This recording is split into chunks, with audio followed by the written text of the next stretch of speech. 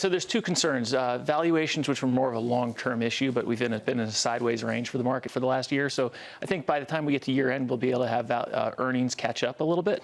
And then the lower highs that we've been seeing. But we ultimately think the market's going to follow. We've seen energy break out of its downward range. We've seen the S&P 500 total return hit a new high just yesterday. We saw breadth in the S&P 500 hit a new high last week. So these things are underneath the market are breaking out, and we think that the market overall will also make a new high here. It's within 2% now of these levels. Let's go back to valuations. When we were looking at things a couple thousand points lower, were you one of the people complaining about valuations at that point, or you thought that it was a good buy? Right. So valuations, to our point, is valuations are not necessarily a catalyst for a market decline. They're more of a fuel. So you need a catalyst or a spark for things. So in the beginning of the year, we saw oil and the Fed. We saw oil crashing.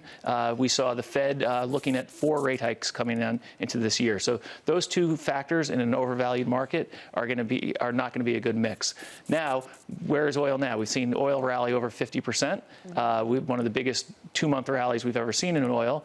It's stabilized. Just yesterday's news where we didn't see the freeze in output and oil actually held up, and now it's at levels it was at last week is a positive. And the Fed, I mean, Janet Yellen's, the only thing she hasn't done is say go out and buy stocks. Let me read through this. You did think the market was overvalued at the beginning of the year? Valuations were above average at the start of the year, and they're still above average, but those are more of a long-term impact. So you don't see a market decline, for instance, because valuations are excessive. You see a market decline because valuations are excessive and something else has happened, and you start seeing credit tighten. And credit was tightening in the beginning of the year. We've seen the high-yield market rebound considerably, and just last Friday we saw loan growth is growing at a double-digit pace on an annualized basis last quarter. What do you think about earnings so far? For the most part, they seem to be better than expected. Right. So, I mean, this is the thing that the big debate.